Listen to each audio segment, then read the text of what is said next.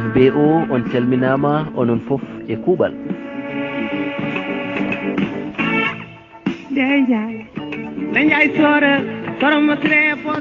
hande ko samedi 11 avril so yeehi ha 20 yoni émission meɗen ne arta invité surprise.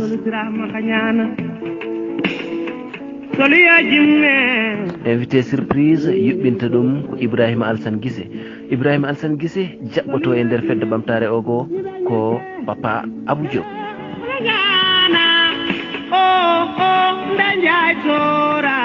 papa Abou Diop bismete hande e fedde ɓamtare ogo so yeehi ha 20 heures yoni ma Ibrahima Alassane Guissé yewtide makko ko heewi. holno papa waɗi ha yeehi France e holto rewi beele o dañi e lawol he caɗele walla o dañani holno wurdi ɗanngal ɗum ɗon foof ma Ibrahima Alassane Guissé namdomo ɗum.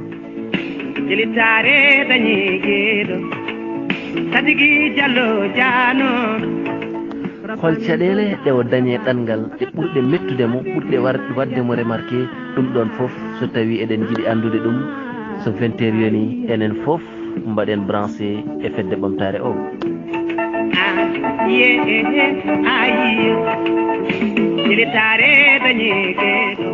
ɗum noon Ibrahima Alassane Guissé ma namdo papa Abou ko heewi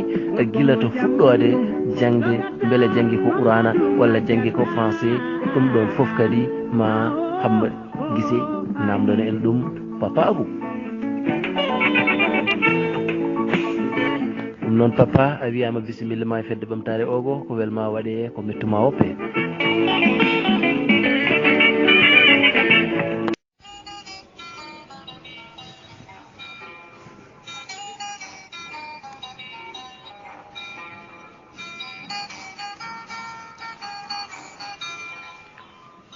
waktuji nogas ɗo to Dakar lamorgo leydi Sénégal, waktuji nogas e ɗiɗi to leydi men Espagne walla Italie, waktuji 16 to leydi men États-Unis. bandiraɓe 20 heures yoni couvre feu men fuɗɗima, mbar kam oɗon galleji mon, minen de e minen nder studio ji he. bandiraɓe fedde ɓamtare ogo caggal yettude Allah e julde nelaɗo Allah sallllahu alayhi wa sallam, min calmini goto e mon kala inde mum e yettode muɗum, to salminte welto to weltoto kadi weytoɗo. hande noon fedde ɓamtare ene jogui teddugal mawgal gam bismade ɓiɗɗo ogonajo, gorko pattam lamu, gorko mo gandanɗa hoore maɗa mo hay goto humpaka golle muɗum, inna wiya Abou Diop walla sen beela mbiyen kawmen Abou Diop. ɗum noon kaw Abou, min goppuma calmodira e bandiraɓe ɓe, bismoɗaɓe ko adi keɗen jokka namdi meɗen kecce ɗe kettituɗen ɗo re fedde ɓamtare o.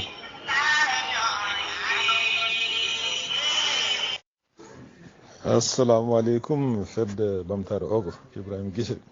salminimi mi juurimama kadi mi wi mbani e bisimilla moon o e wondude weltare mawde oɗo invitation miñamen mawna men ɓiɓɓam baɗam men sehilaɓam endamam foof nan ɗo koye beelema mawɗo addimi ɗo hande e haldude ogonaɓe nder fedde ɓamtare ogo. ɗum noon wi mbani mbeɗa wone disposition moɗon mbeɗa hetti question ngaji ɗi, yo Allah wallam noon mi wawa jabade réponse no jiɗiri ɗon ni inchallah mo waɗen dolan fof no potirno. kala no wayi tan no fewani tan no gandon ko noon eyyi jaga noon min gantu on jarama. min mbima mbani mba Seydi Diop, fedde ɓamtare ogo kala hande e kuuɓal eko taari ɗum ene hettima. beele kawmen Abou Diop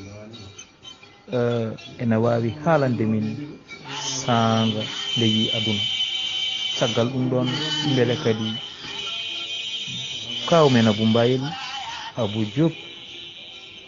ene wawi kadi haalande en so tawi dañino nadde école Faraysé walla Al Qouranul Karim. namdal name maɗa Seydi Diop. eyyi Ibrahima min jibinami ko ñande sappo e jeeɗiɗi mois d' avril nduɗon gonɗen ñande sappo e jeeɗiɗi woni anniversaire am 1958 to Matam jibinami ko Matam on saha ndenamen ko toon kuuɗi o donc somi watti ɗum e tubakonkore ɓeɗo wiya 17 avril 1958 nden jibinami to banggue jangde to noon mi natani français o nannami ko Qur'ana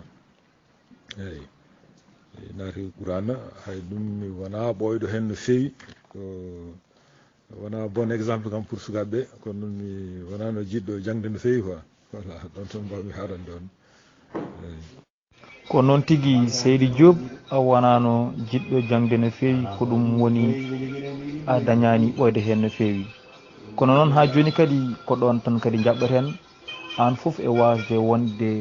wonnode mo yiɗano jangde wadde beele aɗa wawi haalande min holno mbadunoɗa e jinnaɓe ma ɓe par rapport e jangde nde. eyyi Ibrahima to banggue jangde baba kam kañum ɓurano yidde école haydara kam mo yiɗano école hay miñiraɓe jangguɓe école ɓe ni mama yanti hen nde fuɗɗi jabde eyyi won noon eɓe gandi hankkadi komi gandunoɗo à la fin haqqille o huccade jangde min ko bal tan gufnumi affaire fijiri tan sibu haysomi janggoyino ko sehilaɓe men garanno padami damal galle ham gayne janggude min jaaha min petto bal ɗum noon so wayi noon jangde yata quoi c'est vraiment nimsitama mais hankkadi taw c'était trop tard jinaɗam gorko ala fo no waɗani kono noon on banggue mi yahani dal mi yahani jangde yahani par ce que haqqillam alano hen hay seeɗa kadi mi yiɗano ɗum tan woni alka mbaddi hen haɓe tampi noon ɓe gandi hen ɓe goppimi mi jaltumi jangde paami ko ɗum eyyi ko noon tigui Seydi Diop jangde nde a forano hen ko bal ɓurnoɗa yidde beele wadde hande kawmen Abou Diop ene wawi haalanden wono yontidirɓe mum ɓe fettinanno bal beele e bal mo fettanno o kanko kaw Abou Diop omo heptina hen tigui rigui walla o ɓawlonno hen tan namdalane ma Seydi Diop. eyyi Ibrahima bal mbeɗa yinno ɗum kadi mbeɗa saborno hen no fewi sibu ga legal amen ga d' ailleurs ko wayno Tamba Sangode en goram yo Allah yurmo yaafo ɓe noddirannomi ko Pelé min wonno Pelé équipe amen eyyi ko yadir noon leeɗe fune pam ɓurno mbawno min woni Ibrahima Louti Diallo en ɓen gon toon guiƴiraɓe amen quoi Salif Thiadiel en Djiby Yeya en ɓen gon toon pella men Hamidou Guissé eyyi ɓen min pettanno bal eyyi gallegal amen ga noon gadde fedde amen nde Mamadou Samba Arwa en Samba Kouli en Amadou Bohar en e heewi machallah kono noon mi heeɗani han kam caggal par ce que vraiment somi yahano e leegal he fedde amen nde ɓe coftata no fewi te ɓe gandi somi yahani wodat ko manque quoi on banggue kam ko mbeɗa forno hen mawɗum mbeɗa seɓorno noon fewi no fewi eyyi ko noon tigui kaw Abou Diop wadde a heedani hen caggal nde wonno aɗa hokka hen gueɗal tigui rigui kono nani si duttitima caggal seeɗa a heeɓino wiide jibinɗa ko Matam saabu nde ko toon yumma en gonno sa ƴeewi hakkude Matam e ogo woɗɗodirani beele aɗa wawi haalande min holko adduno sababu mon ɓe mbimi holko addi sababu mon hoɗoyde Matam ha jibiniɗa toon tawa kay ogo e Matam wonani hay 17 kilométre. eyyi Ibrahima sababu jibinede Matam nde ko mamam toon honno mam Leyla toon honno bamum nene ko Matam to hoɗi donc ɗum wonno sababu jibinede Matam nde on saaha Matam ko teeru kam wonno toujours donc voilà nene toon jibinami voilà sababu noon ko Bamako toon honno galle Bamako toon honno eyyi ɗum addini jibinen Matam de c'est vrai Matam o kam ko gotum boɗodirani ko noon toujours ne heewi yeeheede galle Baba walla ko wayno gueɗe ba noon quoi eyyi Ibrahima mi arta ɗo seeɗa tan sa faami kadi min kayita jaam inde o ko foola hen so wona carte d'identité mo pewnum juste saket carte d'identité CEDEAO kesso o on noon ko ɗo e wuuro hen mbanmi déposé ɗum kam domicile o ko waɗa mais min kayita jaam adam hebde ɗo carte d'identité a yiyata hen inde o ko kayita jaam c'est comme ça guila juddo ko noon wayi quoi eyyi ko noon tigui min paami kadi hettoroɓe kadi paami eɗen mbiya kadi dañɓe nanggude ɓoggol ngol joni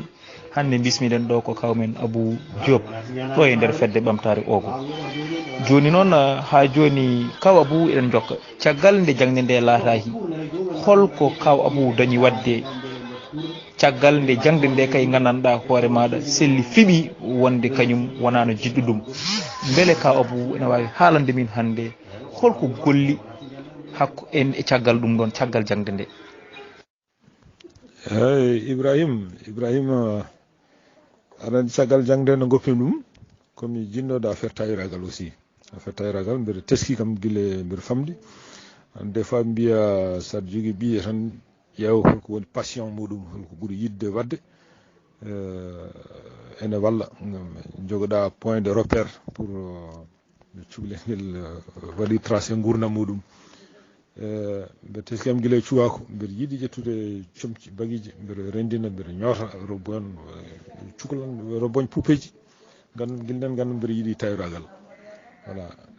nde noon gummimi affaire jangde kam paami koye apprenti tawiragal eyyi apprenti tawiragal noon janggumi ɗum ko Dakar janggumi ɗum ha berimi puɗɗimi yaltude Dakar eyyi gummimi jang tan ko apprenti tawiro eyyi Ibrahima joni kam mbiɗa yam haal ko mbanmi kala ko ligguimi ko fate caggal nde goppumi jangde tawiragal min ligguimi hen kam duuɓi kewɗi ha caggal muɗum noon mbaɗomi formation taxi parisien koye ɗum cakkirimi koye ɗum gonɗen ha oɗo saaha eyyi ɗum ne kadi en puɗɗima ɓoyde hen mawɗum en puɗɗima ɓoyde hen par ce que presque woni duuɓi nogas jeegom mbeɗa waɗa taxi ko min ko mecce ɗiɗi tan gandumi e gurdamam ñootol e taxi eyyi mi anda goɗɗum ɗeɗo mecce ɗi tan liggimi e gurdamam eyyi ko noon tigui Seydou Diop ko mecce ɗi tan ganduɗa ñootol e wonde taximan haade men arde to banggue wondema taximan o eɗen keddo taw e ñootol he caggal nde jangguɗa tawiragal ha mbiriɗa to ɗo to Dakar beele caggal mum Baba Abou walla kaw Abou dañino yaltude leydi Sénégal eyyi Ibrahima mi caggal nde janggumi tawiragal ngal ande min mi yawi yaltude ogo no fewi par ce que jarum Dakar ko mbiɗa yara duuɓi sappo e joyyi mbaɗoymi apprenti tawiragal ngal mi waɗi hen duuɓi ɗiɗi mbanmi hen berimi duuɓi sappo e jeeɗiɗi jaltirmi Sénégal mbiɗa yara 17 ans gummi Sénégal faade Côte d'Ivoire nene jettimi toon koye tawiragal ngal tan paami ɗum noon ma en garo hen sanga nde jettimi Côte d'Ivoire holno mbaɗirmi démarré liggueyam ha gummimi Côte d'Ivoire inchallah kono mi yeehi Côte d'Ivoire à l'âge de 17 ans eyyi ko noon tigui a yeehi Côte d'Ivoire à l'âge de 17 ans beele Baba Abou en wawi waɗande min tracé caɗele muɗum walla beelama muɗum mo dañi e ngol ɗo lawol tugui tan ko ummade ogo yaade Dakar ummi Dakar fay Côte d'Ivoire ɗum noon Baba Abou amin kettima so tawi kadi won beelemma kadi mo dañƴa hen kadi e on saaha kadi amin namdima fedde ɓamtare ogo ne hettima eyyi Ibrahima min sa yiiɗi voyage am o ummade ogo ha jettimi Dakar vraiment mi tampani hen par ce que gumimi koye gallamen ɗo galle babam jippoyimi ko gurgulam faati bowel donc koye muɗum gondunomi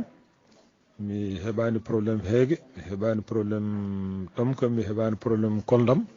mi heɓani probléme tuundi eyyi d' ailleurs ko sakkiti ko mi yehino suudu sukaɓe hay ɗum ne taw guiƴamen gaari tan keewi emin jogui suudu ɗum tan ittimi toon nayimi pour yaade wondoyde guiƴamen kono noon ɗo gonnomi ɗo mbiɗa wonno condition moƴƴo de Dakar ɗo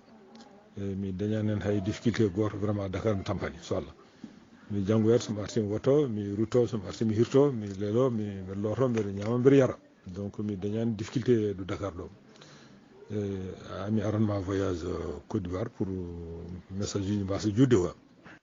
eyyi Côte d'Ivoire noon ne jahanmi Côte d'Ivoire mbeɗa teski Mamadou Monom ne duusimi ha gare on sa gare train Dakar Bamako o waddimi ɗon e waaji goto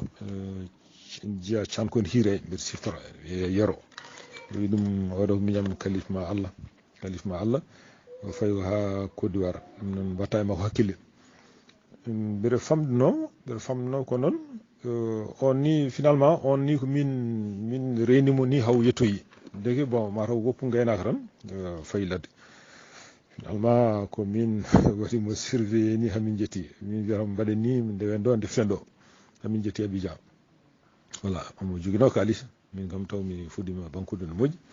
kono mi heɓani caɗele sigunde mi jettimi Mali kadi mi heɓani difficulté par ce que wonnon ko ɗon guiɗimi nade jangde Qurana to Mali to galle Seydou Diako mi sikku ɗannotoɓe rewɓe ɗon ɓe fof ne gandi Seydou Diako ko galle gonnomi nde garmi kadi ɓe ganditi kam ɓe teddini kam mais langue o kadi ne andimi mbiyetenoɗo Sambali ne andi jinabam quoi donc mi dañat difficulté dal e lawol he so wona nde jettimi Abidjan tan mi ala hay mbuɗu kam taw mi gayni kalis ha laaɓi ko kanko waaji o boram ñamdunomi ni temedde ɗiɗi pour mi daña yettede kuure jaam attends mi ara ko message goɗɗo eyyi nde jettimi Treichville suudu sukaɓe meɗen eyyi on saaha kadi guiƴamen ɓe foof goni ko gueño toon tan hakkillam wonno anduɗo so ari nokku ɗo guiƴen goni fof toon jiɗɗa abbade Amadou Bocar en Samba Kouli en kamɓe fof dal Ousmane Boukayri en kamɓe fof goni ko gueño eyyi min no mbimi jiɗmi noon yaade ko gueño on saaha babam Djiby Oumou nan ɗo ne wuuri Allah junnu gurdam kanko nayimi duusi to babam Siwa jettimi ɗum wi kam namdi kam holko jinmi wadde tawi jinmi ko yeyde walla jinmi ko ñodde eyyi mbimomi dal jinmi ko yeyde somi dañi pour l' instant par ce que comme mi alano machine il fallait mi fudoro jeeygu d' abord bon jeeygu ni mi juutani hen ɗum yejjiti haalando ni mais ko période dabɓo quoi hokkimi kalis ko liggorimi jami gueño jettimi gueño noon pour andinami tan mi heɓani difficulté lalla e voyage uji am ɗi mi ara e message goɗɗo nde jettimi gueño nde mi fuɗɗi commerce seeɗa hawre mi tawi ɗon mawnam sehilam Siley Mamadou Siley eyyi o andi kam komi tailleur tan fuɗɗimi yeyde seeɗa tan o wi kam ar sarñota on saaha mo jogui machine ngaji makko jogui atelier makko won machine mo luuno o yehi hepti machine o wi miñam ari ɗo ɗum noon mbiɗa sohli machine o wadde machine o waɗi atelier makko o wi mi jooɗo ɗo ar liggo mi namdakimo hay buɗɗiɗi ni machine o ni loyer nokku o kono dañƴa e fof ko arsugue maɗa eyyi kono noon min goori ha mbattumi wujjude ni meccal gongal par ce que mbaɗannumi ko costume c'est à dire pantalon chemise caggal mum noon omo jogui apprenti goto komin guijiraɓe en jiiya galeyaɓe so ƴeewi tan min ƴetta min gona fijirde broderie o machine makko broderie ha mbawmi hen wadde broderie no moƴƴi kay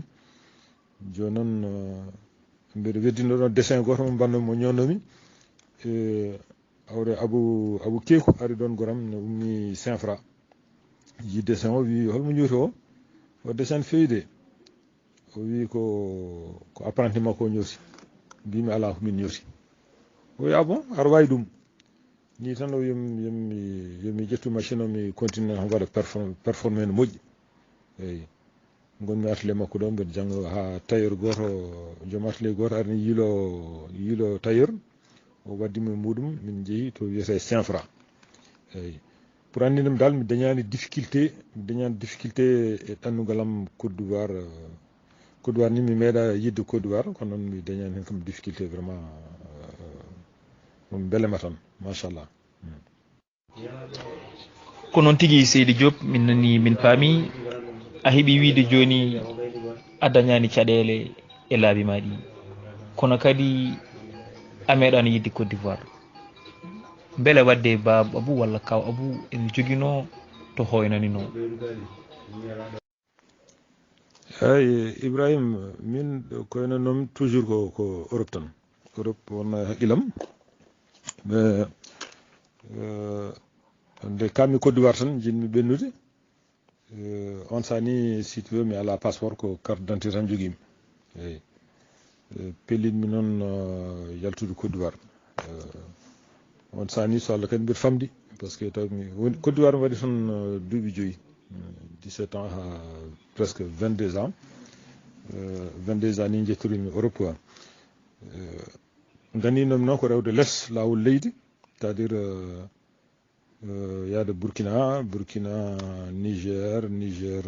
désert Libye mi rewi banggue Libye to quoi ɗum wonno parcours am d'ailleurs mi yehino ni min Ousmane Moulkayri minen jarno min gari Burkina Bobo Dioula Sow min gari Ouaga hakkunde Ouagadougou noon faade juste frontière Niger ko ɗon min jaga par ce que taw commissaire o namdima holto paɗon mbimi paami ko min payi ko Agadez noon ko banggue frontiére mabɓe Libye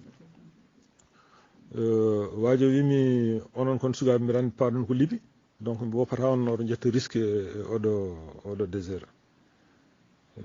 d'ailleurs caggal mum mi fuɗɗimi fende ni mbimi ko Niger min kaɗata o wi non mbiɗa andi onon Sénégal on karta Niger o hefti kayitaji amen carte d'identité e carte d'identité Babou Ousmane o rokki ɗum chauffeur duttoɗo Ouagadougou o wi on oto totti min kayitaji hamin jetto Ouagadougou par ce que o woppata min ɓenna minen tan ɗiɗi dutta e oto he attends mi ara message goɗɗo voilà nde min dutta noon min garti ha Ouagadougou ha Bobo Dioula Sow min garti finalement ha Bobo Dioula Sow Babou Ousmane kañum rotti Côte d'Ivoire bon min kam mbimi wona ni dutortomi ɗum weeɓi trop il faut que mi ñefa kay hami ande hen fuɗɗo ruttade on sa noon jippimi ko galle Kadiali en d'ailleurs toon jimomi quoi galle Kadiali en jippimi mbaɗon lebbi ɗiɗi on sa ni jettimi ɗon ba makko wi tawiɗumi ala passeport yaademi sans passeport ɗum ko risque mawɗo yomi addu photo jam neldinami Dakar pour fewne passeport so arti mi daña no jarumi voilà kayitaji ɗi nelda Sénégal ɗi leeli toon woni 2 mois mbanmi toon mbiɗa faadi o après kami dal mbimi mi yaha sur place Sénégal mi fewno passeport am fuɗɗo ɗannitade eyyi ɗum woni gartumi ha Sénégal passeport o kadi o tiiɗi ɗon hoore no fewi par ce que mi ɓooyi ɗon fadde kono noon wonno koye leydam tan koye bandamen gonni waɗani galére no fewi ko perde temps komi perdi ɗum no fewi par ce que mbaɗɗuma on lebbi 5 won inspecteur goto tan joguinoɗo kayitaji am fewnani sali tottiddemi ɗum waɗi bloqué ɗon ha mataw ko Allah sene moƴƴina kadi ma woda tan ɗo rewni sababu eyyi woni ha keptomi kayitaji ɗi mbanmi déposé goɗɗo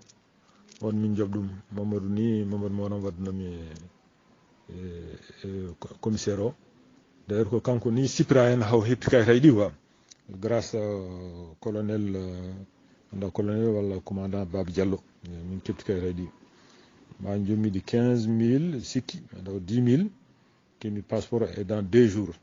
eyyi mi ari ha ɗon heddigo kadi mi continue après inchallah. Ko noon tigi bandiraɓe fedde ɓamtare ogo on kettima hande oɗo parcours baɗɗo fayida ɗum ɗo noon woni en waaju enen génération hande o beele ha joni eɗen mbawi jokkude ɗum fo e waade noon eɗen mbawi wiide Baba Abou ene jeeyano gandanɗa hoore maɗa e objectif aji muɗum gam yidde yettade Europe waɗa toon peen saabu peeno sikki ala hande o feeñi to Europe o feeñi kadi ɗo kadi gandanɗa hoore ma eccude men ogo joni noon Ba Abou amin jiiɗi kadi jokkanamin lawol ma ha to jettiɗa gandanɗa hoore maɗa Europe to. eyyi Ibrahima nde garmi Dakar donc mi haalni on no yaari quoi ha kemi passeport o passeport o nde kemi ɗum d' ailleurs kalis puɗɗomi kalis joguitonomi to fuɗɗima ngalde no fewi kono noon mbimi wole mi waɗa tan kalis o mi jogo e poste yomi somo marchandise taw mbiɗa nawa ɗum par ce que mi ganno ruttade ha Côte d'Ivoire mi ƴettir toon hoore lawol eyyi Allah waɗi comi montre uji en pofti koto affaire marchandise dal eyyi garmi Fouta mbaynimi duttimi ƴettimi lawol Côte d'Ivoire nde jettimi Côte d'Ivoire mi sikki mi waɗani ɗon 2 mois hein, parce que fin 79 gartumi Côte d'Ivoire hawre won waji goto ne jeeya sikki tan ko ndulumaji omo waɗa trafic omo nawa yimɓe babam siwa kañum wi yomi ar waddame on taw mi yeehi marchandise joguinomo foni heddi ɓeɗa mankirno seeɗa tan babam siwa waɗanimi complété haalde waji o on temps France visa alani waɗi visa transit ɓeɗa visa commerçant ji tan noon o waɗiri passeport uji ɗi quoi Allah newni affaire nde tan wajo min joɓimo min gummi min ndi Abidjan escale Mali Bamako après min jetti Paris Charles de Gaulle nde min jetti Charles de Gaulle bon mi anda hay goto mi anda to paami hawre sugu goto sikku o jeeya ko ɗa Sinthiou Bamambé najo voilà minen dinno vol mi ara e message goɗɗo min gari Paris ɗo joni noon mbimomi mbeɗa jogui 50 francs nden ko ujunere ene wecca ujunere CFA walla temedde joyyi à peu près sikki tan ko ujunere weccanno mbeɗa andi mbawa hen jaggude taxi min mbeɗa panannode jettimi Abidjan mi paani jettimi France mi paani mbimomi kaw an to paɗa o wi o fawi ko Paris mbimi nawram tan kanko jaggo taxi comme taxi kam oɗo mbawi jettude nombre o nam to paɗa foof somi yettima mi haalana banda men garanami eyyi Allah waɗi min jetti foyer ɗo woni ɗo foyer wiyete foyer Romainville min gari noon koye jangol par ce que ko mois de février wonno le 5 février 1980 le 5 février 1980 nden mbeɗa yaara 22 ans mbeɗa yaɓani 23 mi sikku 22 ans en 80 mbeɗa yaara 22 ans voilà mi fermani 22 ans o tawni on temps joni noon min goni ɗon looti min kassiti mbiɗa yaha mi telfina babam aljuma pour ɓe garnami quoi hawre juste mbeɗa jippo escalier tan ha kawrumi e suggoto woɗ bernajo minen jangguiranno machine ɗo Dakar ɗo keptinmomi voilà o noddi babam aljuma hawre oɗo baba Djiby Oumou kadi mi tawi ɗum ɗon tawmami ɗon ko kanko aranimi ɗon o farnimi foyer d'autre poule en yahoy koyde woɗɗano komin jettinoɗo presque wam foyer d'autre poule voilà noon jettirimi France nde jettimi France kadi ko métier lam tailleur hande ɗum ɓe mbiyata saɗa jogui métier tan a anata mbawɗa arde foof ma jaktu kam hoorema to banggue démarrage ligguey maɗa quoi ɗum woni parcours am ɗon début aljuma waddimi noon tailleur goto on saaha koye temps jusqu'à destin nden hay métro jolletake tellement contrôle ne heewi refouleji ne keewi a suusa jolde métro ko koyɗe tan babam jibine kañum ko jahannoɗo kañum ɗo payade fof regmintanmi ko koyɗe ene mbeɗa janga mbeɗa voilà on galère tan dañumi au début toon jangol jolta métro kam ne wuuli mais bowal ngal ne ɓuuɓi donc ñallata ko yurlindemi guila farndemi consulat jawdemi kayitaji korto ne woɗɗi jaar koye koyɗe ara message goɗɗo e Allah waɗi en 81 noon min kam mi chômane toon no mbirum ni dañmi tailleur no jeeya fonde gande ñooti ɓaleɓe noon mbaɗa noon complété ji ɓaleɓe ñooti men ɓaleɓe ɗi tan o waɗimi ɗon embauché au noir min mbiyata ɗum ko au noir puisque ala kayitaji a wattake déclaré noon tan liggorɗa yooɓe au noir min gondi de 81 ha 81 noon hawre politique o change élection waɗi Mitterrand heeɓi pouvoir ɗum waɗi ɓe mbaɗi régularisation générale Mitterrand wanno ɗum en 81 eyi ko noon min keɓiri kayitaji ɗi nde keɓmi kayitaji ɗi noon minnene gummimi e ɓaleɓe ñooti ɓaleɓe ɗi paami ko wiyete confection ko atelier ji tubakoɓe safaɓe ko way kono usine ni ko à la chaîne ko hen gonmi ha nde mbaɗomi formation am taxi wan après ma mi artu sall jaɓi so question goɗɗo ari eyyi ko noon tigui kaw Abou min beltima no fewi no hanniri ni tigui rigui ha joni en jokkat ma en garoy hen so Allah jaaɓi continuer lawol ma ngol to wonno hojomaji ɗi natti hankanti hewde no hanniri ni joni noon beele ba Abou caggal nde yetti toon yi parcours ɗannungal no wayni rewi to rewi ɗo hande hol conseil mo ba Abou rokkata yimɓe beele ɗannungal hande e ɗannungal hanki jiidi ko wona ɗum ko so jogay sukaɓe hewɓe hande ala ko gone hakkillaji mum so wona yidde ɗannungal beele sens mo jogoɗon o e minen on sens e sens momin jogui hande o ko kañum foti seydi Guissé hande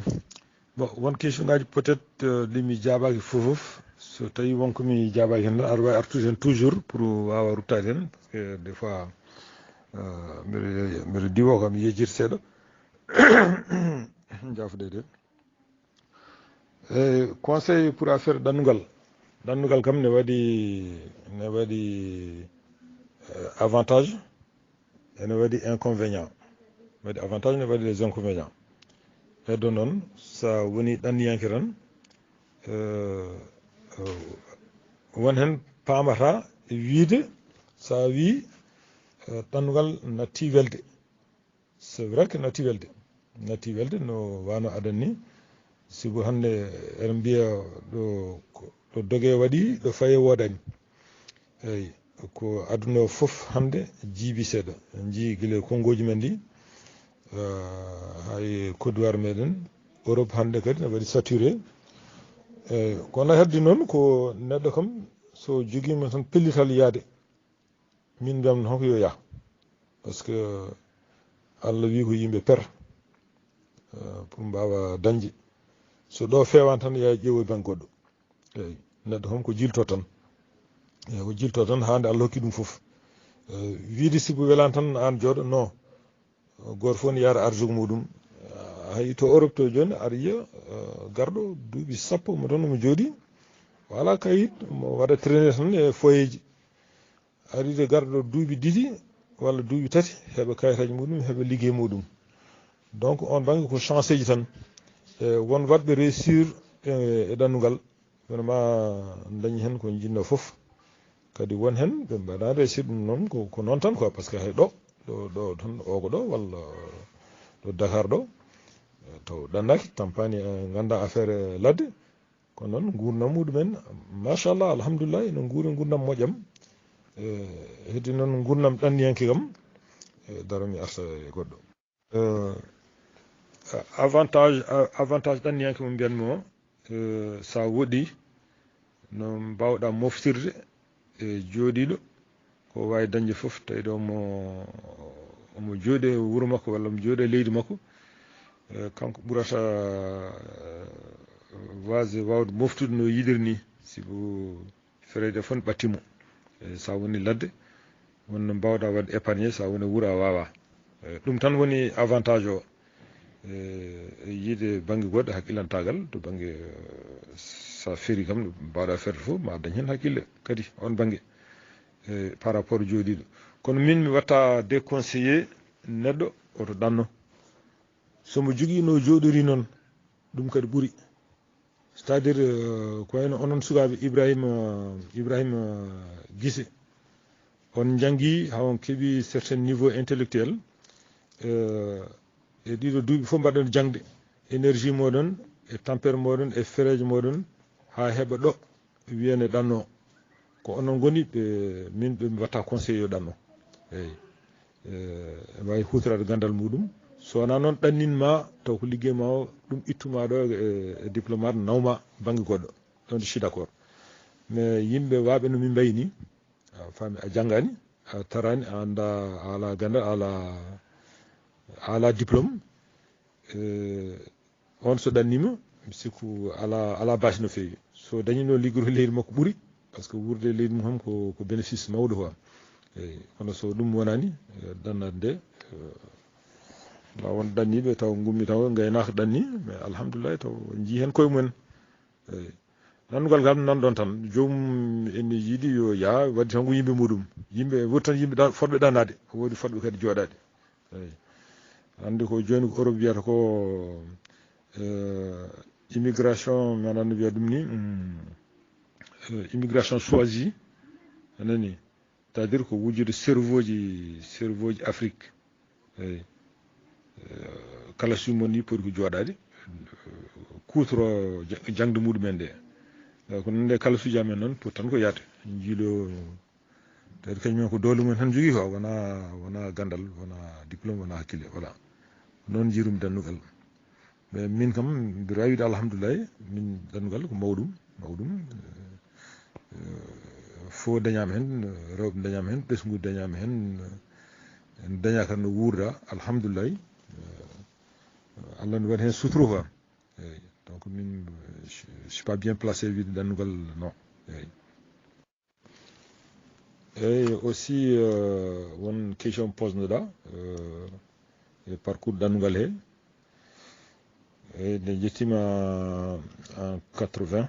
le 5 février 80 daɗo nan mbaɗi mbiɗa waɗum mémorisé no fewi 5 février 80 mi woni toon ha 83 mois de juillet août 83 gartumi eyyi woni premier voyage am artude quoi eyyi nden ni min naati cuuɗi min mbaɗi dewle en 83 eyyi en 83 et puis duttimi 84 gartumi eyyi 84 noon ha 90 ans mi toon parce que mi waɗi toon 2 ans mi arani hawre Kajalli tawi kam toon gontumi toon 4 ans goɗɗi woni 6 ans ngol gotol min ɓoyde kam ngol gotol min ɓoydade waɗi duuɓi jeegom mi artani en 90 voilà 84 voilà c'est ça non après caggal mi arti bon waɗi tan duuɓi jeegom kam mi arani eyyi hande Kajalli woni toon ha 90 nden gartumi ɗo sikki noon yari si ma mémoire bonne nan fuɗɗo ɓoyde kadi en tout cas ma waɗa réfléchir so tawi wonno way kam mi waɗa mi rectifier so Allah jaaɓi ko noon tigui Seydi Diop min nani min paami kadi min batti hen hakkillaji no fewi joni en jaɓat tan beele Ba Abou ene dillanno e association ngaji Ibrahima association ngaji mi dilli hen min si tu veux gurdam fof ko association surtout mo ogo association mo ogo mbiɗa teskiri guilemi dannaki de guilemi dannaki sibu and then jeunesse o gono wano nden legal fof ko délégué ji mbaɗano par leeɗe ɗin délégué ji noon min mbeɗa jeeyno e délégué ji haalaɓe ɗi mi liggiɗima e Salif Niane mi liggiɗima e cakkitimi liggodirde koye oɗo Amadou Saydou nden ko min sukaɓe ha 12 13 14 ans anani ko kilotaji amin ɓorto ko noon wonnon nden ogone de tiiɗi min trop emin naati hen à fond guila 12 13 ans 14 ans Amadou Saydou en ko mawɓe nde wonno président Salif Niane yejjiti hol goɗɗo ni kadi wa nden min gonno délégué ji mbiɗa wonno e délégué ji haalaɓe ɗi donc min mbaɗanno réunion ji amen mercredi par exemple ou mardi mercredi woni batu wuuro jeudi woni dawol guil nden puɗɗimi nadde affaire association ogo ara France to mi haalama to France to kadi France o ɗum kam ko kamɓe ɓe gurdumi toon ɓe peut être mbawi seeta ɗum alhamdoulillahi mbeɗa waɗa hen haqqidola fof par ce que waɗi saaha mbeɗa hooɗi à 80 km de Paris 80 km kono noon batu mi lupata nde yonti fof mi huɓaɗo tan mi ara mi tawtoro e batu ko fiyete mbeɗa fiya ha nde gartumi côté Paris ko Paris tam liggotonomi Paris kam toujours ko Paris liggotomi kono noon wonno toon moyen de transport nde woodi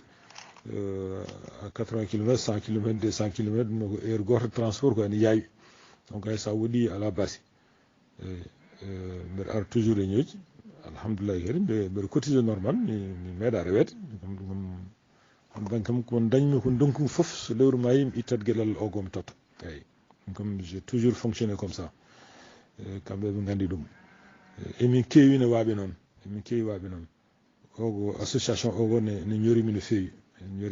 ɗum noon ha ɗo joni ɗumin ɓiɓɓe amen e taniraɓe mbiyata no gona hen min jarani hen caggal quoi ko ogo tan woni ko darni min e hay joni de kaw Abou jaɓɓeten koye banggue association ngaji he a haali darnema ɗo gonnoɗa e ogo a haali kadi darnema ɗe gonɗa guila hanki ha faade joni to France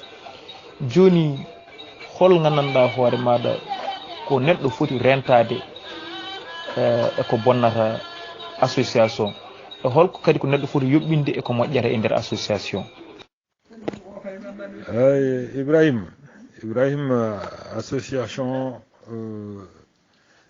tawi kam yiyandam min vraiment pour wawa moƴƴude ko il faut wona jogumen jogo volonté pellital ngal so wonani hen hay hunde wawata yaade sen jeeyi hande wuuro men go ɗo woni base o no manquiri darorade ni no fonno darorade ene jogui toujours felliɓe ko quantité o heewani tan kono jogui toujours felliɓe mais so sukaɓe majorité o felliti tan hunde yahat sibo sen teskima ɗo joni surtout onon sukaɓe pelle leɗe ene marsa no jiiɗirɗon ni ene marsa no feewi pelle groupe aji pelle société ji kadi pelle ono wiide fedde dow less so mbaɗi kesuji ene marsa donc so tawi adevo marsani ko manqude pellital e wase hunde wase tidde ɗum no feewi kala ko tiidma a daranto ɗum woni ligguey ma woni haaju ma hande ko mbiyatan ɓoccode ko taw ko haaju ma ni joɗɗa hen ɗanoɗa hen ha haajo wasa fewde gane sen mbaɗi tan ko enen jeeyi goto fof waɗi ko kañum hoorumum jeeyi ko cas personnel waɗa réussir eyo holko bonnata ɗum noon ko le contraire aussi wawi jogade hen pellital eyyi wiide tan min soɓe garanami mi arta e mabɓe ɗum tan wawi bonnude non so tawi ariɗo wuuro ko an abboto wuuro wona wuuro aratema ko an arata wuuro ɗum wawata fewnude eyyi minen à l'âge 12 ans 13 ans min naten 12 ans 13 ans ko cukalel hande ko bon mataw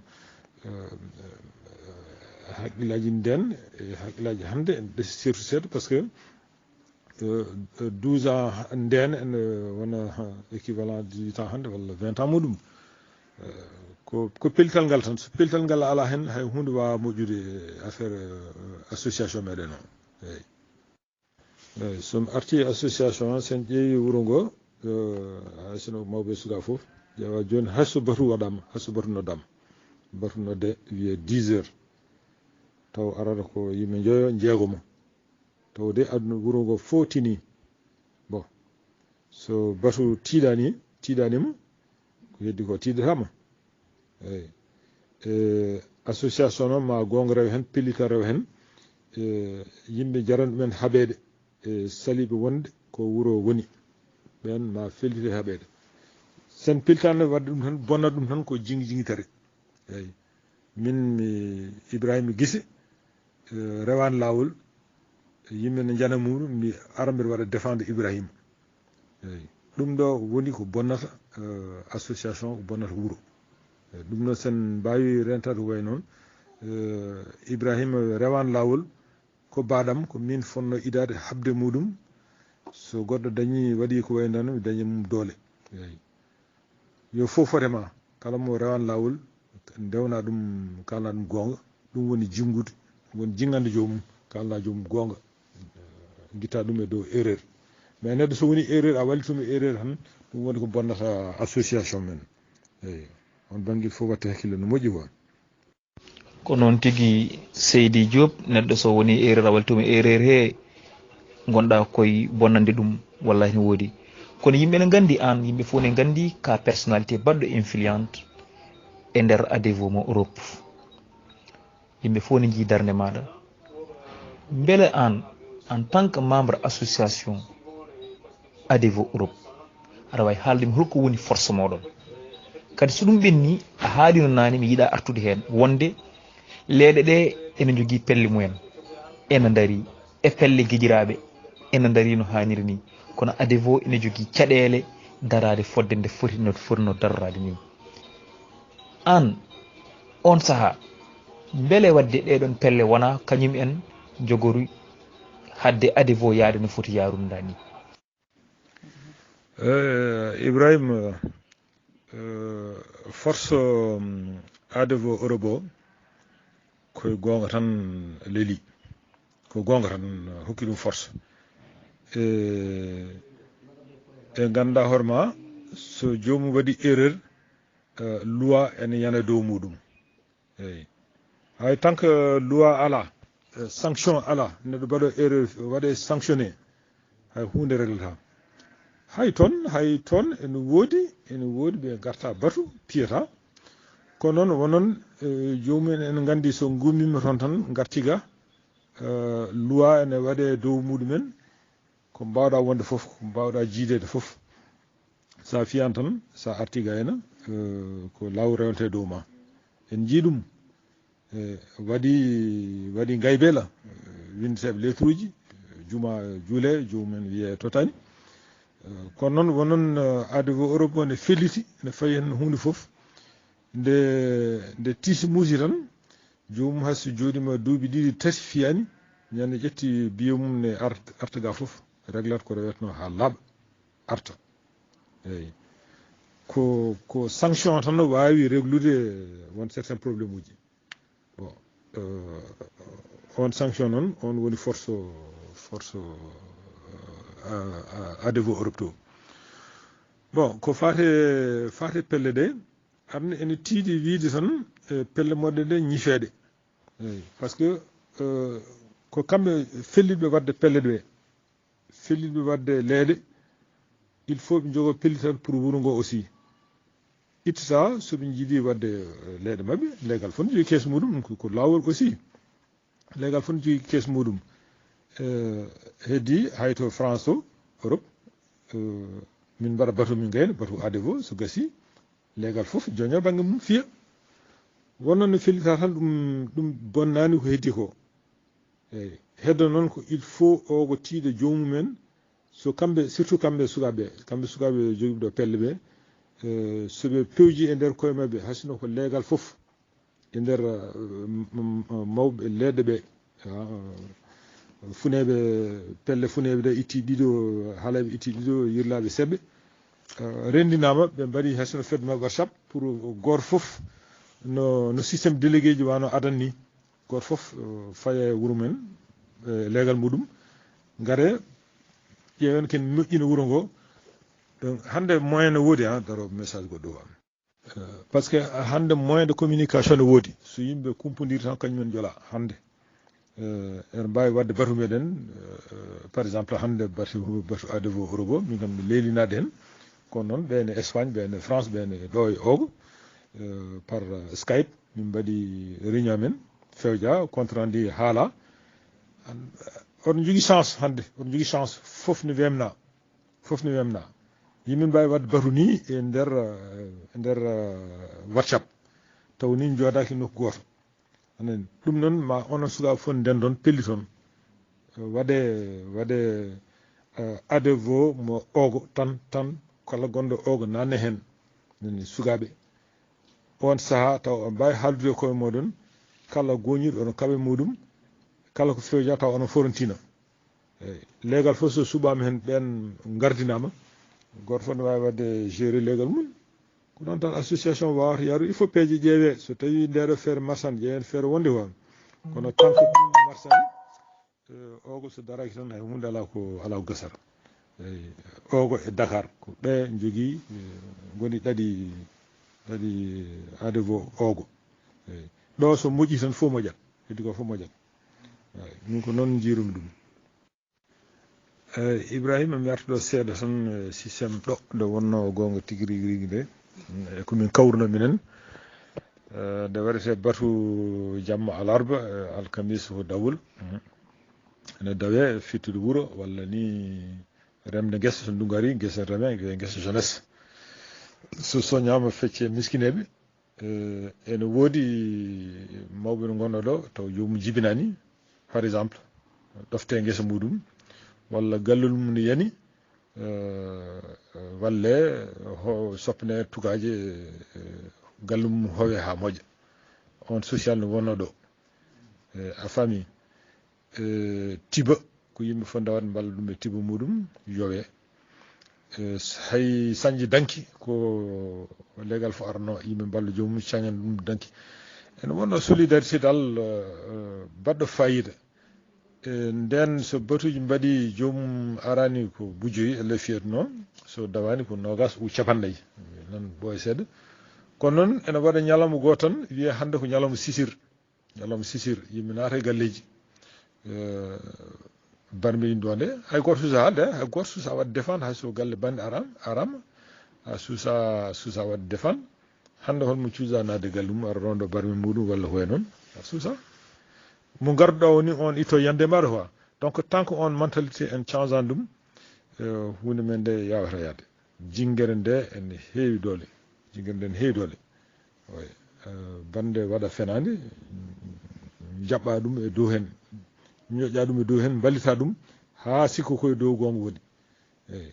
ɗum ne heewi ɗin probléme ne keewi wuuro men hen ɗum haadi wuuro ngo yaade no foti yarude e yiyandam eyyi ko noon tigui Seydou Diop haaju men eɗen jokka ko fate banggue association ngaji men ADEVO hol yiyande ma hande fewde e goomu kesso ngu c'est à dire yonta hande génération hande somi wi ɗum noon ko wonande wonɓe Europe wonande wonɓe Dakar wonande wonɓe Congoji wonande wonɓe Amérique e wonon wonɓe ɗo e Ogo hande sukaɓeɓe kañumen presque no ene jokki golle ɗe hol yiyande ma e mabɓe hol impression mo joguiɗa hen Ibrahima yiyande joguimi hen impression mo joguimi hen o sukaɓeɓe hande kalami ko bureau ji ɗi bureau kalami mbeɗa jogui hen hoolare mbeɗa yii hen kadi pellital to banggue Europe to min ɓooyi haalde ɗum ni mbi hankkadi yo sukaɓeɓe mbaɗen impliqué tawde mawɓe nan terroriste système momin jogino gadano système hando ene serti par ce que vraiment ɗum waɗama moderniser no feewi sukaɓe joguiɓe guila Oumar Abdoul Ba en Karim Ly en ko joguiti ko vraiment système o changé au mieux hein. Sibu minen nden il faut min kawra tan min mbaɗa batuji amen jomum fiya goto fo adda piya mum min carodiri hande wonko dañete exemple sen mbi médiatek o par exemple ko peeje mabɓe e contact uji mabɓe ɓen dañi ɗum min meeɗa dañde ɗum ha adan ko voilà ko piya tan goto fof ko foti fiide ɗum fiya tan rendine adde ogo ko foti fewnire eyyi ɗo joni no ɗum yaari ni min kam mbiɗa jogui hen espoir mawɗo mbiɗa jogui kadi confiance sukaɓe par ce que vraiment Europe to ɗum kam fuɗɗima ɓoyde sukaɓe membre bureau en ɓe eɓe jogui pellital manggal eyyi ɗo ogone hande o oɗo équipe mbiɗa jogui mum hoolare no feewi kono kamɓe tan ɓe mbawa gaynude tant que ko cete ɗe jaɓani hen sindade pour wawa wallude équipe o il faut yimɓe jaɓa rewde caggal aussi eyyi so ɗum ala hen tan hay son joguimi pellital so ɓooyi tan ɗum ngalat eyyi par ce que Europe o sa yi aussi pellital ngal waɗama ko heddi ko jaaɓi rewde hen voilà jaaɓi rewde hen jaaɓi jeu de jeu quoi ɗum noon ogo ɗo ko noon foti yarude c'est à dire membre bureau ɓe soɓe pelliti no pellitiɗon hande ni on sukaɓe membre bureau wonɓe ɗo ogo ɓe ko heddi ko wawa rewde hen jaaɓa no mbirata ni taw ko intérêt wuuro ngo ɗum wawi nawru ɗum yeeso so ɗum wonani hen tan hay so juutine ɗum yahata no yiɗira ni quoi eyyi ay Ibrahima wonon régle no moƴƴi tan andi Europe to en jogui ko wiyete caisse ADEVO en jogui ko wiyete caisse sécurité ko caisse so tawi jomum dañi probléme santé probléme chômage e so yimɓe mayrama kadi pour répatriement du corps on ko ɗum tan nafata ko musiba tan nafata eyyi tawi musiba noon ko wurda ko nafata ko hay goto yiiɗa naftora ɗum mais so tawi a jooɗima lebbi jeegom a fiyani ka jaltinteɗo eyyi ka jaltinteɗo won noon on wona ogana fof goni hen ko yaltina hen heewi sa yaltinama kadi sara natta il faut jooɓa ko dewetoɗa ko foof ha laaɓa jooɓa pénalité ɗum waɗi jomum ha sorama lebbi 5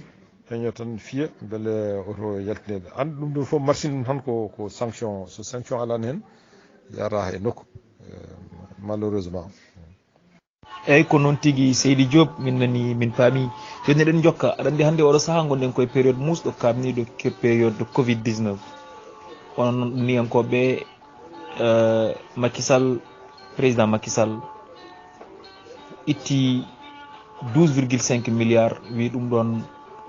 waɗani ɗum tan ko ɗanniyankoɓe joni min jinno andude beele ko ɗanniyankoɓe fo jeeya hen walla so tawi kadi 12,5 milliards ɗi beele kañumen hayso woni to ɗanniyankoɓe foof ene wawi kamɓe fof hawrindeɓe ko wona ɗum ko hande sa ƴeewi hande nder ɗanniyankoɓe ko wonanɓe wonɓe Europe walla Amérique ɓen gueɗe kewɗe gandanɗa hoorema en daña toon balle faade e leyɗele gonɗe toon ɗe est ce que an pour an 12,5 milliards o est ce que ala to fonno gandanɗa hoorema nawede taw ko ɗo e wuuro he taw koye leydi he ko wona e ɗanniyankoɓe eyyi ɗum jimmi namdade Ibrahima ko fate 12,5 milliards mo mbiɗono min kam mi nani ɗum tan e réseaux sociaux ji eyyi ko gonga sen kaldi gonga tan mbiɗa wawi wiide wona diaspora hande e on 12 milliards sibu ɗo hande o situation hande no wayni c'est vrai que Europe hande ko uddi hay goto liggotako mais ko yimɓe liggay ko fof en jogui aide de l' état e kadi yobanoɓe charge uji fof ko waɗa suspendre donc hayso tampere nde ne woodi ene seɓori par rapport e ɗo ɗo e Sénégal e Afrique oɗo 12 milliards o min de sinno ko min eɗen jogui ko mbiyata rafi ɓurɗo bonde e oɗo covid 19 o ɗum woni probléme heege sibu oɗo rafi e bonde e yaaje e yimɓe fof wiyeede yo ndeccu ittani commerçant ji prostitue hen montini nguura te yimɓe ko so ngala nguura poftata hay transport ni mbeɗa faami mbeɗa jaɓa sibu ɗo wiyano yimɓe sappo jolo fof yimɓe jeeyo jolo ɗon tawde jomumen tan ko waɗoɓe carburant ji ɗum ne wawi famnade wadde double prix ɗum ne famni haso jamnaki ene famni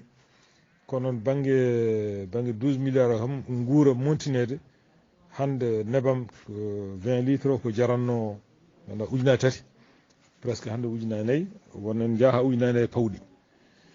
ɗum ɗon wona lawol donc oɗo kalis neldaɗo diaspora o sikku tan pour wadde dragué électorat diaspora wonɗo sibu wonɗo ɓuuri handude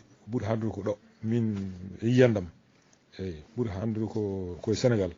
et surtout région ngaji ɗi ɓurɗi tampude ganduɗa hoorema guuri koye dolon muɗumen ponnoɗo ummade dawa yaha yiilo no wuurdi so wiyama yo jooɗo ko joom galle ɗum waɗat caɗele mawɗe eyyi waɗat caɗele mawɗe min 12 milliards o tan ko ɗo kandi mum wona diaspora o kandi mum e yiyandam eyyi ko noon tigui Kaw Abou ko noon tigui fedde ɓamtare ogo nani kettima ha joni ko wona ɗum ko amin namdoma Kaw Abou haymo yiyani ɗum nani ɗum moƴƴere Kaw Abou e nder ogo eko taari ogo humtodi kala kadi sa ƴeewi sen gari e nder galle he elle mbiyen sen beelama mbiyen gandanɗa hoore maɗa ananata Abou so wona aboyam fodde yidde to bandiraɓe rewɓe walla to jiidaɓe e koreji e sehilaɓe hol sirlu Kaw Abou beele won sirlu mo jinnaɓe Kaw Abou dokki Kaw Abou en ha Kaw Abou en mbawi wurde mbawi jokkodirde enɗam e nder koye mumen kala mo jiiɗa cikka ko goɗɗo o dari ɗon Ibrahima mi weltima kadi oɗo question mbaɗa fayida hande hunde foof kono neɗɗo nehira tan ko noon mawnirta ɗum mbiya jinnaɗo yo hokku exemple moƴƴo e ɓesgu muɗum hay sa wiyani ɓe mbani sa wayi no fewi tan jinnaɗo ko darogal ɓiɗɗo eyyi jinnaɗo darogal ɓiɗɗo jinnaɓe nehimin tan koye générosité sabu kamɓe ko noon ɓe gurduno donc noɓe gurdini ko noon ɓe kolliri min noon ɓe mbi kadi min mba min mbawa wadde no yiɗirani min guertot tan ƴewde wadde hen komin mbawi komin mbawa kam wadde no ɓe jiiɗiri ni jinnaɓe ko nene ko Kara Siré wonno kañum ene wawi ittude hirande mum hokka yara ndiyam mum leelo ɗum ko jikkuji makko wonno noon min jiirimo ɓe tesko haysono damgol warama e galle ene tiiɗi nde o ñamata hen siko rewa rokku tan rokka hayso defam so wona sukaɓe jaaha cornamo ha ɗum ɓenna guitta tottamo o rokkirata haalam sa jibinama e ɗum ɗon noon on jinaɗo sa mawne ɗum ƴewata tan ko ñambude on exemple quoi siko jinnaɗo ko darogal no holliri foof ko noon mawnirta eyyi kadi ɓe nehimin tan koye min ndendu yomin kawru yomin dañi fof yomin peccu yomin ndendu komin dañi fof yomin wona yomin peccu kam komin dañi fof yomin ndendu kala goto haɓe dañi so seeɗa so ne heewi ko minen fondindi ɗum ko noon min nehira guila e comci amen min meeɗa sertude ha heeɓi ɗo heeɓi donc ɓiɗɗo ko jina tan woni darugal muɗum eyyi ko exemple jina tan jiɗɗa ƴettude eyyi ko keɓa ɗum walla mbasa hebde kono on exemple kam ɗum jiɗɗa ƴettude eyyi ɗum woni ko réponse o mais là so tawi c'est très clair c'est difficile mi metti ɓe ɓan jaɓade mais ko ni tan mbawanmi haaldirde quoi eyyi ko noon tigui Ba Abou andi an ka aɗa jeeya e membre cellule de pilotage mbeɗa wawi wiide ɗiɗo réforme uji fande so gari ndede fedde ɓamtare ogo a heedani hen caggal holno jiiruɗa cellule de pilotage o kadi ɓoyata joni kadi ndeysan mandat mo dokkanɗen o ene wayno hankanti gasi e anne aussi hol miijo ma e par rapport e ko aroɓe ɓe jogor gollade beele en keddoto e ko gonɗen dow mum ko tan walla beele programme uji goɗɗi mbaylete eyi Ibrahima pour cellule o ɗo joni kam vraiment oɗo saaha cellule o ne rewi lawol no moƴƴi te joni fedde ɓamtare o ko nde hay somi haalani toujours mbeɗa heeɗo kam jewte mabɓe nde wurti comme no wano au début on saaha mbiɗa nana Aziz Anen Mamadou Sow en ham gopani Aziz Anen Salif Anen sukaɓe hewɓe arnoɓe tan constamment yeehi hande ɗessi ñifde complètement ha fedde ɗessi ñifde kono Allah waɗi hen sutoro won noon sukaɓe ɓe ko sukaɓe joom volonté ji en garti force ɗum kadi wonko saabi ɗum ni andi des fois perguite ne waɗa perguitɗe taw ne balla yimɓe ñanden affaire politique adi ɗo histoire uji seeɗa ha ɗum woni no désordre woni e galle he ni mais finalement ɗum mbarde ari hen ni par ce que ɗum adni en artude e dow lawol pour mbawen fewnide fedde nde